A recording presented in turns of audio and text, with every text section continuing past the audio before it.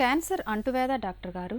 అస్సలు కానే కాదు. ఇంతకు ముందర ఉండే మెంటాలిటీ వాళ్ళకి ఏంటంటే, ఇప్పుడు క్యాన్సర్ ఉందనుకోండి పేషెంట్‌కి, వాళ్ళ పక్కన కూర్చోవాలన్నా, వాళ్ళతో మాట్లాడాలన్నా, ఏదన్నా షేర్ చేసుకోవాలన్నా చాలా ఇబ్బంది పడుతూ ఉంటారు.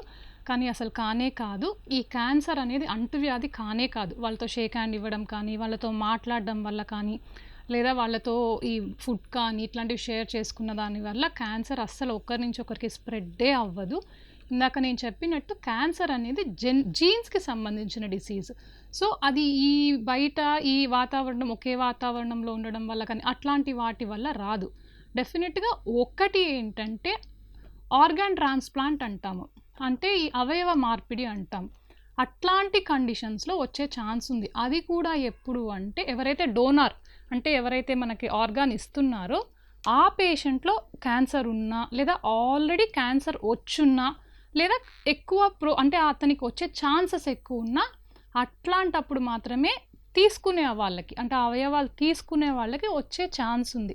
అది కూడా ఖచ్చితంగా వస్తది అని ఎవ్వరు చెప్పలేరు. ఎందుకంటే ఇచ్చే వాళ్ళ బాడీలో ఆ జీన్స్ యాక్టివ్‌గా ఉన్నాయి. కానీ తీసుకునే వాళ్ళల్లో ఆ క్యాన్సర్ కాజింగ్ జీన్స్ యాక్టివ్‌గా ఉండాలని ఎక్కడా రూల్ లేదు. సో, పర్సెంటేజ్ చాలా తక్కువ. బట్ వస్తుందనే పర్సెంటేజ్ కొంచెమైతే ఉంది. డైరెక్ట్‌గా ఈ ఆర్గాన్ ట్రాన్స్‌ప్లాంట్ తప్పితే డైరెక్ట్ ఒక పర్సన్ నుంచి ఒక పర్సన్‌కి అంటువ్యాధిలాగా వస్తున్నది అనేది మాత్రం లేదు.